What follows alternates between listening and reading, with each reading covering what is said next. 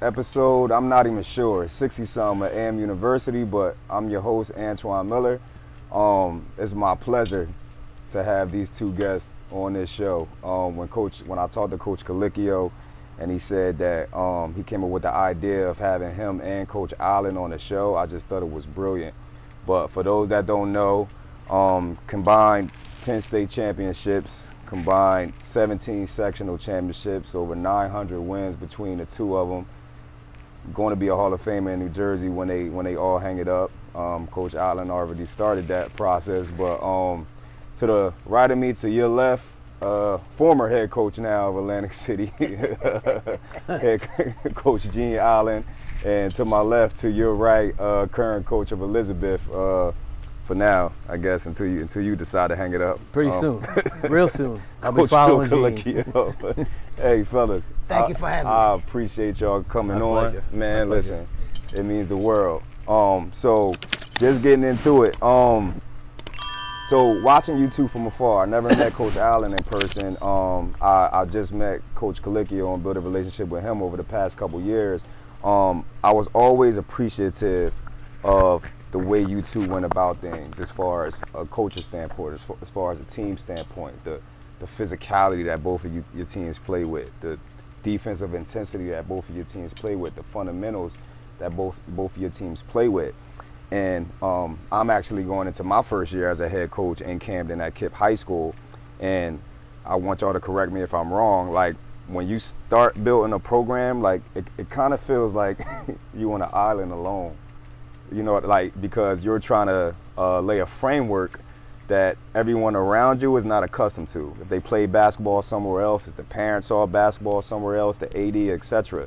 And it's like, it could really get lonely out there alone, you know, because you believe in what you're doing, right? I want to start by asking the both of you guys, did it take some time for y'all to frame this type of identity that you have? Because looking at y'all now from afar, like, you look extremely confident, and you know this is the way to play basketball. You're not changing for anybody.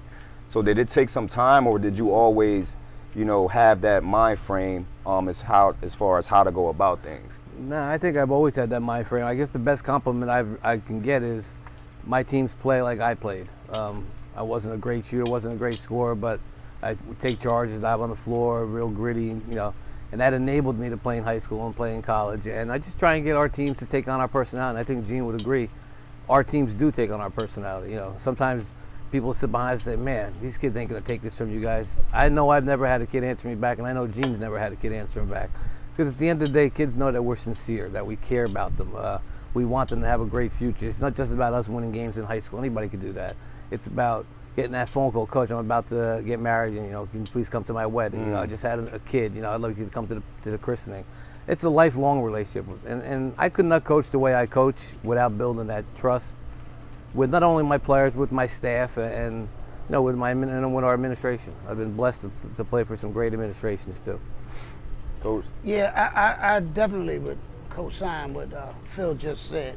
And I would say to you, it's going to be a lonely island, because if you believe in it, you just got to do it. You know, I knew from the time that I got the job that I wanted it to be a defensive team.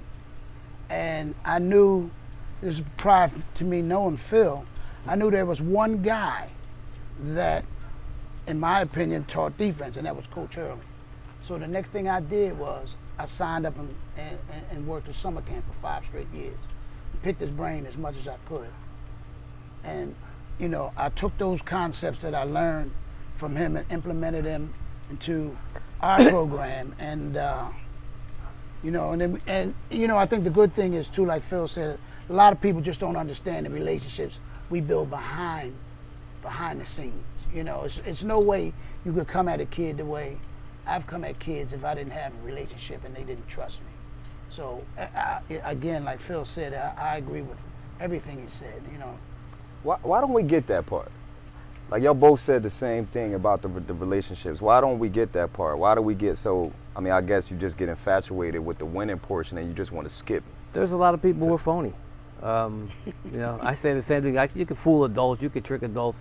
You can't trick a kid. Our kids know when you're sincere or not, especially a city kid. You know, I'm a city kid, Gene's a city kid. So you're not going to really pull anything over our heads, and same way, with the kids. But the kids know that you're sincere. Everybody wants to win. Trust me. That's why we get these rings and watches and all jackets and all that stuff. But winning is a byproduct of doing the right things by kids. When you do the right thing by kids, then good things are going to happen. Coach Allen, I want to start with you for this next question. I want to hear Coach COLICCHIO's perspective as well. When you recently retired, a reporter talked to you and you had a quote that I thought was extremely interesting. You said, quote, "The biggest challenge has been getting kids to understand the type of commitment it takes to play for the blue and white." And blue and white, he's talking about Atlantic City. Today, kids have so many distractions, from video games to social media, all taking time away from their pursuit of excellence. I can say that all my former players, regardless of what level they played in college, were dedicated. High school players, I'm sorry. The current group of kids like basketball, but I don't see much love for the game, end quote. I'm gonna be honest with you. Personally, I'm here because I want to hear your perspective on this current landscape of whatever's going on as far as basketball and as far as this generation. And I just want to expound on that, starting with, could you go a little bit deeper into what you meant by that? Yeah, well, what I meant is exactly what I said. I just don't see the love, I always told my kids, this thing is hard. Like, it's very hard to commit yourself to something, not knowing what's going to be the end game, but just building the blocks. And today, like, it's so easy. I feel it's so easy for you to veer off and do other things. It's easy, and you don't have, these kids have handlers or whomever, and I think they just steer these kids in the wrong way. You know what I mean? Phil and I was talking today. I was talking about my son, and I have a 12-year-old. Mm-hmm. He's decent, you know what I mean? But I don't touch him. I don't touch him. I don't even work him out. He asked me to work him out. Yesterday he worked out great. He called me, this morning, "Dad, we're going to work out again." I'm like, "Oh, okay, maybe he's getting it. Maybe he's out there for 30 minutes. I said, "Get in the car." Go home. It's just a different landscape, and I commend you, and I commend Phil, but it's not for me. I've been saying this for years. I think the hard part for kids is to do what we do. Come to practice every day, be good kids in school, do as well as you can, where you raise. It's easy to go the other way. There's so many things pulling them from the streets to come, it's hard to do the right thing. Back when we were growing up, I think it was a lot easier to do the right thing. Nowadays, it's harder. So you not only have the basketball part of it, with people are pulling them, don't play there, come play here, we're going to get you this, we're going to get you that. Then you got the streets, pulling you in another direction. And I think these kids, if they don't have a real good, strong background or, people behind them, it's not easy, because they're looking for something to want to believe in. And, we've been successful because we've gotten kids to believe in what we, envision them to believe. But again, it's not easy being a kid right now. And it's, I like to say, sometimes my kid's the only one in life who holds them accountable is me. Right. Nobody at home is holding them accountable. Whatever time they feel like coming to the door, they come in the door. They don't sit down to dinner. It's just, they're held accountable by guys like Gina and I, and that's why we're kind of dinosaurs in this business.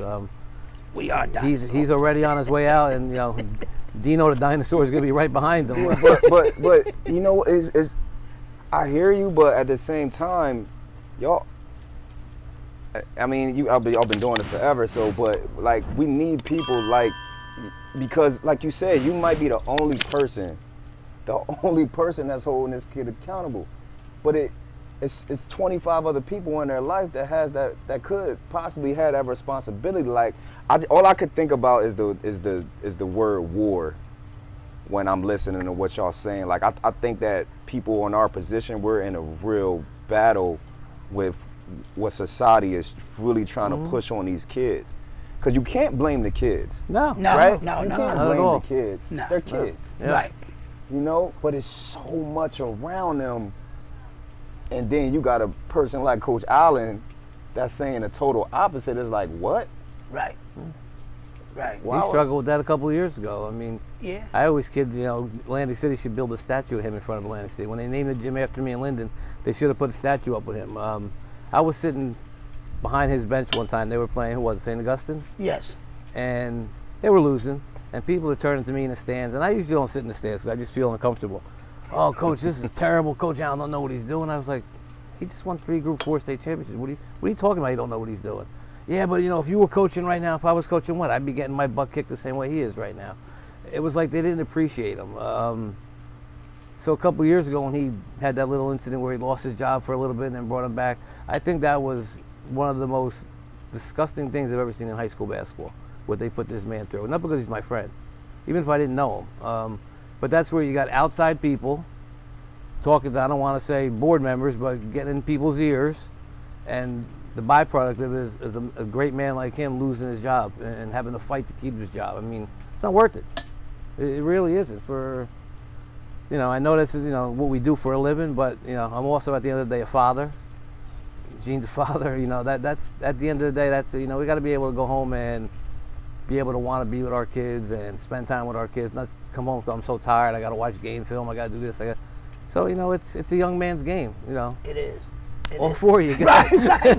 I hope 20 years from now we're interviewing you and saying, damn, man, you got 30 championships. Great job. Right.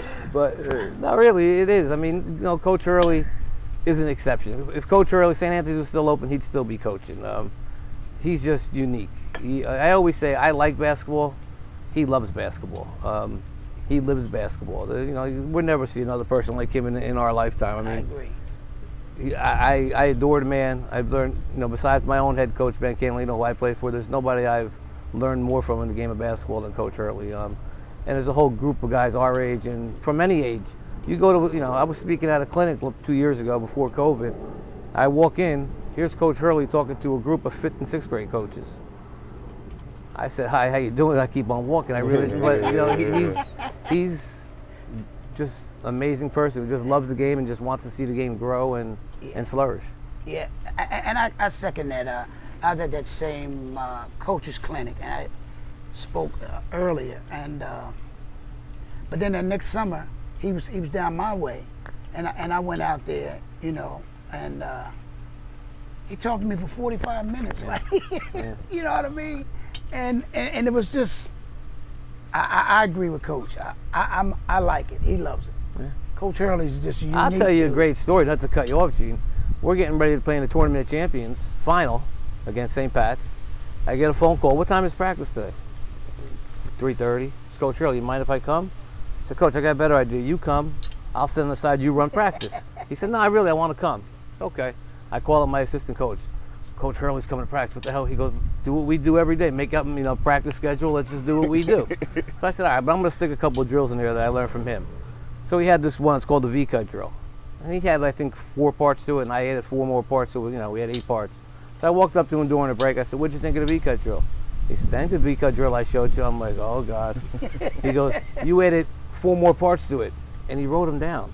And I was like, this guy taught me this drill. You know, I enhanced it a little bit, but he actually sat there and wrote the other 4 points. It's like, it blew my mind. It really did. I mean, that he took the time to come to my practice. It was like the biggest thrill I've had in coaching. I know it sounds corny, but nah, not to me. You know, when he comes to your practice and gives you a thumbs up, it's just, yeah, it's awesome. Yeah, I mean, just to have a conversation with the dude, I'm sitting there like, yo, I can't believe this guy, you know, and I'm having this in-depth conversation. Yeah, well, I mean, just to piggyback off of what you just said, I mean, you think that, I think that by y'all taking the time out for me right now.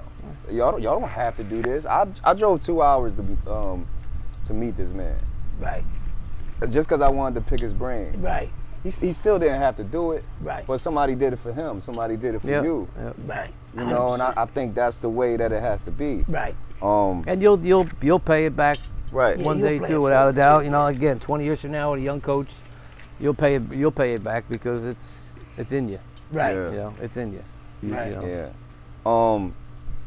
Keeping on that the same, because I keep I'm now the word energy is in my head. Listening to what you guys are saying in response to what we're talking about. I'll start with you, Coach COLICCHIO. Like, again, it's still impressive, right? The gauntlet that you've always had to go through in your conference between Linden and Elizabeth, right? Like, I know you might not think much of it, you know, it's just another opponent, but I mean, playing against, name them, these 7-footers that Roselle might have, or the Patrick School or St. Anthony's, like these powerhouse programs, and for you to get as much out of your kids year after year and actually compete and beat these programs year after year, right? I want to hear, you know, what both of you guys' perspective on as far as winning and coming back the next year and still having that drive in order to do it again and again and again. I'm always curious what winners think about that, because for me it's so easy to get complacent because you're on top already. So like, who are you chasing? You know what I mean? I can answer your question right there. We chased each other. We chased each other for a good 15 years. You might think I'm joking, but at the end of our games during the state tournament, my assistant coaches wouldn't look on the computer to see who we were playing the next round up North Jersey. They would look and say, "Oh, your boy advanced, meaning Gene." So I think him and I have made each other keep on working. And through this, we developed, and we're very, very similar. We don't like many people. Somehow we like each other. I don't like anybody I have to compete against.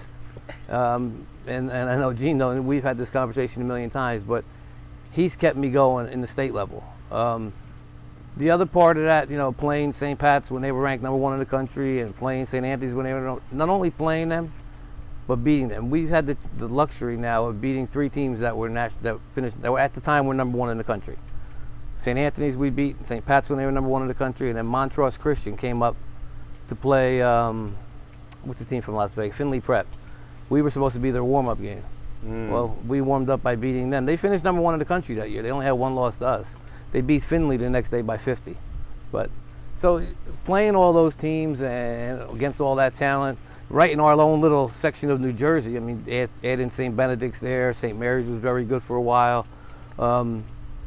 You get a chance to coach against the best kids. And what we've always said, we're playing for what's on the front of our jersey. Those guys in the other locker are playing on the back of their jersey. And I sincerely mean that. I mean, our kids are all playing for each other, and that's how we've gutted out some of those wins. We've got, I really don't know the number. I think it's like 18 wins against teams ranked in the top 20 in the country. And to me, that's, you know, incredible. It really is. And to piggyback that, he's so right. I have to tell this brief little story. We won our first state championship in '05, and I'm giddy. I'm happy. You know, I'm just so happy. I'm telling you, I had just got off the court, and we're walking back to the locker room. Right, I'm walking back, and this guy pulls up on me. He said, "Congratulations, but can you do this again next year?" So I'm looking like, "What's that?" And he said, "We'll be back there next year. We'll be there next year. Will you?" And that was all the motivation I've ever needed. And it's a true story. I walked away like, hold on. That's how we met. Dude right here. And then I did my homework. Yeah. And then from ever since then, like he says, and you know, I've always been straight up with him. When there's a year I knew we couldn't do it, like I don't know about this year, Phil.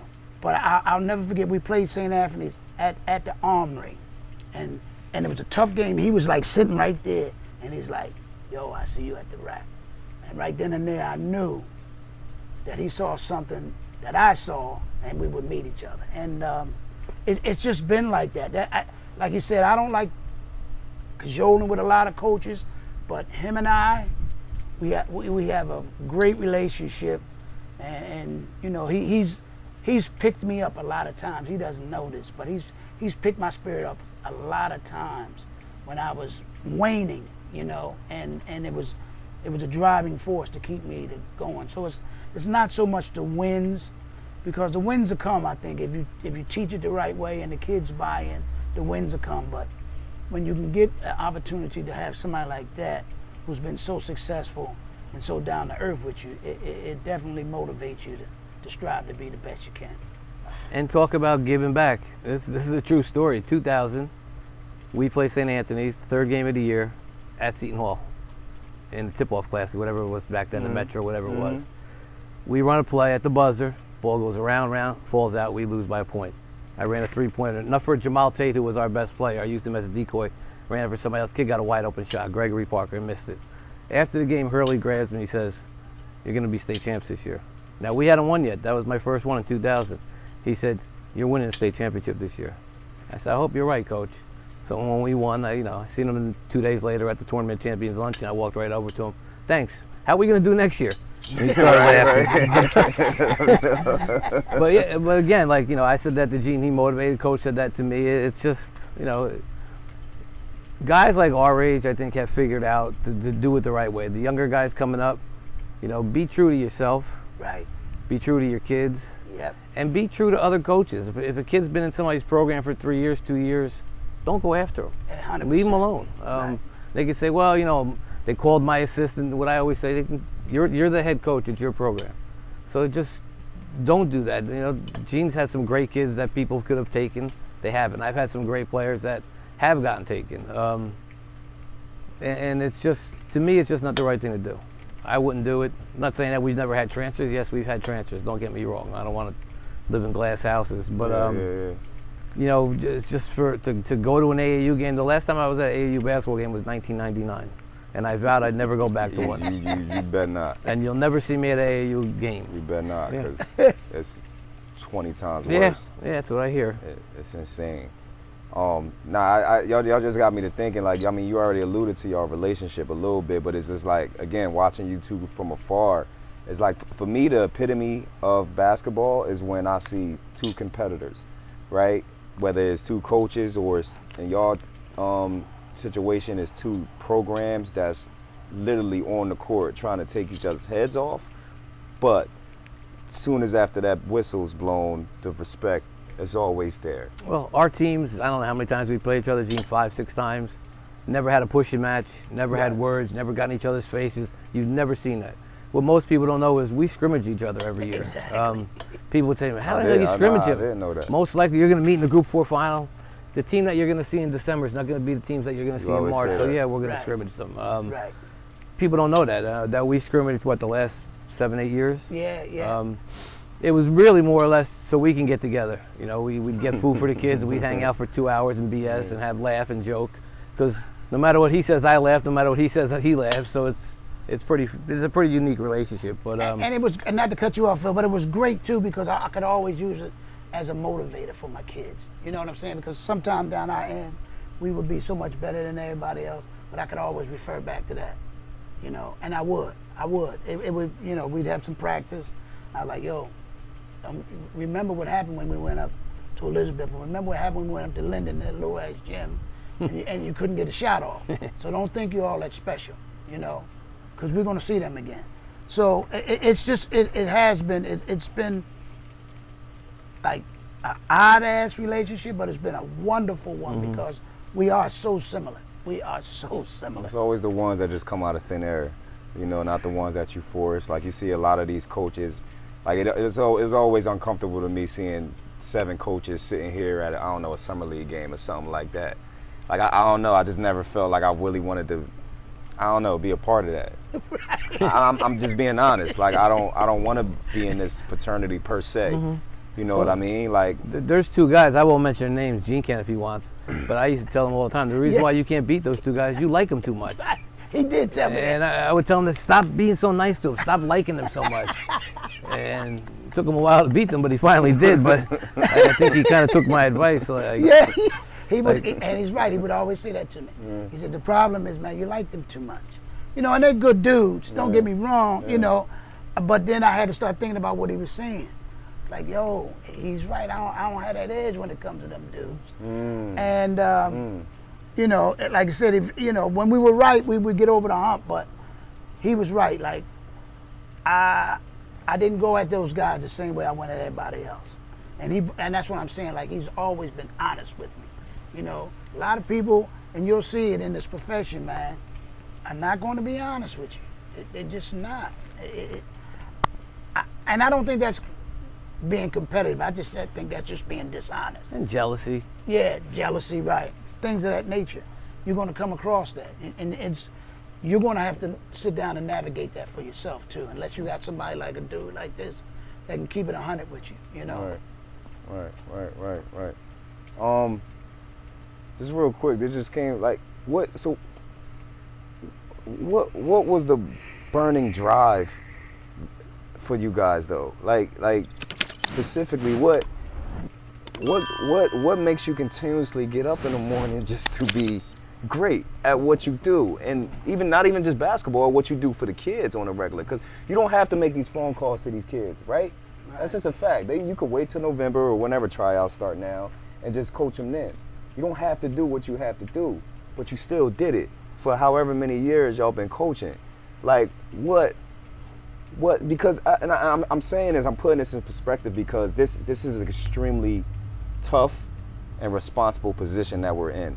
And I don't think the world really realizes the responsibility that we have as coaches and mentors. It's extremely important, it's extremely tiring, and it's a lot. It's a lot, you know, so. I mean, I'm one of the most competitive people that there is out there. So I have two older brothers, excuse me, I grew up on South Broad Street in Elizabeth. I've been competing my whole life. My dad taught us, my dad died at a very young age, he taught us one thing, how to compete. I have one brother who's a worldwide, extremely successful chef, one of the most known chefs in the world, and my other brother does a lot of great things with Hunger in America and so many stuff I can't even talk about. It would take a whole program. My older brother who's very successful in business, who just retired, but we all had that same thing. We all know how to compete. Like, what made my brother, who's the chef, become one of the best chefs in the world, but when he walked in that kitchen, he had that chip on his shoulder, he had that competitive thing, I'm gonna make the best dish, or I'm gonna be the best chef. And that's something that I just had from a young age. Mm-hmm. I've been around, I played on a state championship baseball team when I was a junior, played on a county championship basketball team when I was a senior. Started, I think my first 3 years coaching freshmen, we didn't lose a game when I was at Elizabeth the first time around. We won 4 Group 4s in a row when I was an assistant at Elizabeth. Just like winning, you like it. It's almost like a drug. When I first lost my first game, I didn't know what to do. I didn't know if I should go home and beat up my wife, kick my dog. I didn't know what am I going to do? I never lost, but got over it. But to me, it's just, again, if you and I are going to jump in this pool right now and have a race, I'm going to beat you somehow, some way. It's just the way I am. And I think that's where Gene and I are so similar to each other. So. Yeah, as a player, I wasn't good. I played a little junior college ball, and I wound up being, starting point guard, but I was never good. But I understood the game. And, that's why I love my dad, because he would sit me down and we would watch sports together, and he would give me insightful information. And then, you carry that on, and then you try to emulate, the old guy. Big time. I loved Nate Archibald and guys like that, and then just being a little guy, just being smaller than everybody else, and people telling you what you can't do. I had a guy recently, a gentleman, a former principal, he came up to me, he's like, Gene, when you got that job, he said, I didn't think you'd last 2 years, and he said the job you've done was he said, I'm speechless. And and I knew that going in, like, people didn't think that I would be successful. But what people don't know is, like you said, is what drives you, what motivates you. And I got to give my mom credit, because my mom was a rough son of a gun. My dad was laid back, but my mom, she was the motivating factor for me, and she just drove my sister and myself, and I just took that and carry that on in my everyday life. Let's end with this. The landscape of basketball, do the two of you think it's headed in the right direction? No. I think high school basketball has now emulated what they've done in the NBA. It all started with LeBron James and Chris Bosh and Dwayne Wade creating that super team. Let's win a championship. I think kids nowadays are afraid to be the best player on their own team. They want to almost hide and not get their flaws shown. So let's all go play on a super team, and hence that's what makes some of these Catholic schools and builds them up and builds them up. So no, I don't like the way, the direction that basketball's going. I got a million phone calls from press and different people about the Tournament of Champions. There's only one person who was coaching in the first Tournament of Champions and was coaching in the last Tournament of Champions, and that's me. I was a young assistant coach when we played St. Anthony's back in 1989. They beat us when Bobby Hurley was a senior and Jerry Walker. The next year we beat them with Luther Wright. And the first year when the Tournament of Champions came into existence, it was great. St. Anthony's was #1 in the country, brought a lot of publicity to the state of New Jersey, a lot of it. It was always New York and then New Jersey was behind it, or New York, Philly, and then New Jersey. The next year we finished #3 in the country when we had Luther Wright. Again, great publicity. A public school won, Catholic school won. Since then, to me, it's gone very slowly, and then now recently it's just bang, it just dropped out. Been fortunate enough to coach in there, I don't know, 13 times in the tournament. I don't know exact number, but just it's almost unfair nowadays. I mean, we've been in the finals quite a few times. I've actually had people this past year. We beat, I forget the team that we played in the first round. We win the first round. We played against Camden, and the guy said this to me in the gym a couple weeks ago. He walks in, "Oh, coach, you had a great season." "Oh, thanks." "Man, why didn't you beat Camden?" "Camden should have beat us by 40. Why did we not beat Camden?" "Well, because they scored more points than them," and I walked away. But I'm like, this is what people's expectations are. Like, but if we just would have had the Group 4, we would have went home. You had a great year. But when the Tournament of Champions there, you had a great year, but. And there should be no but. When you win the Group 4 state chair, there's no but. That's it. So that's why I'm glad that the Tournament of Champions is over with. 6 people go home at the end of the year happy the way it should be. They want to have a Tournament of Champions, let them run something in the summertime. All these people who want the Tournament of Champions and play against each other. And I don't think you'll see many public schools in there. I agree. I think it hasn't been fair. I'm 1 year, I thought we had a legitimate chance to win it. We wound up that year 31-2. We had beaten South Brunswick, who had beaten Carl Anthony Towns and them twice. St. Joe's, Kentucky. Yeah. So, but this is what happened. We go up to the dinner, the luncheon. So we got to go all the way from Lang City all the way up. Come back. So you can't practice that day. We have a walkthrough practice the next day. We playing, what's the kid, Farrell? Farrell. Yeah, little guard that went to Notre Dame. I forget the name of it. But they well-coached team. I'm trying to tell my guys, yo, this is going to be a game. We go down big. We got to come all the way back. We win the game. So we had to travel to Monmouth. So we went to Monmouth, played that game. Now we got to go back one day, then you got to go back and play again. Now, kids were shot. Legs were shot. We lose to Townsend by 4. Really, I thought we should have been the #1 seed, but we from the South. In the TLC. Yeah, we should have been the From the #1 South. seed. Yep. Yeah, we from the South. That year they should have. Yeah, so they put us at 4. Now you put us at 1, it's a whole different opportunity for us. You know what I'm saying? And I don't make excuses at all. I was just, the kids were happy. Well, we played against Carl Anthony Town. You know what I mean? They had us by 18. Right. Going in the Tournament Champions. So you think the same thing? You think it should be, you glad they got rid of it? I'm ecstatic it got rid of it. Ecstatic. And that's for somebody who's not coaching anymore. He can go to the games and enjoy the Tournament of Champions. Right. It's not good for high school basketball in New Jersey anymore. It's not. I think what they should do too is have 2 separate polls. Exactly. Have a public poll and a Catholic poll. I mean, we won, and I called it the Star Ledger this year, and I don't really do that too often. We won Group 4. Our final ranking in the Star Ledger was 11. Like, are you kidding me? Wow. That's a joke. Right. It was Roseville Catholic, Camden, all Catholic schools, and then us at 11. Like, how the heck could we? Those teams lost in the quarterfinals. I don't care how good they're supposed to be. They lost. Right. We got ranked 11th, seeded 11th at the end of the year, and it's just not right. Y'all, but I ain't gonna, from a competitive standpoint, I'm actually surprised that y'all said that though, because I mean y'all had teams that could beat those teams. It gets deeper than that. I don't really want to Okay. get into that All on right. camera, but it All gets right. a little deeper than that. All right. When you know. Okay.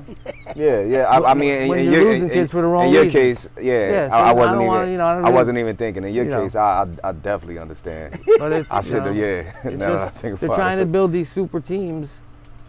For what purpose? You can't win the tournament champions anymore. So what's the purpose? To win parochial B or parochial A? Be my guest then. Beat you. Yeah, they ain't beating us now in the tournament champions because there ain't one. And hey, it's Real quick, and with you, so how do you think the landscape of basketball is right now, and is it going in the right direction? I don't think. I second what Phil said. I don't think it's going in the right direction either. Like Phil said, you know, guys don't want to step up and be special or be great, you know, and that's what you should want to do. You should want to be great in everything. Everything you attempt to do, you should want to be great. And if you fail at that, I don't think you can fail at that. You know what I mean? I don't think it's a failure. No. If you fall short, you fall short. But it's not a failure. You know, so why not, you know, attempt to be great? Every time I lost to Phil, I wasn't a failure. I lost.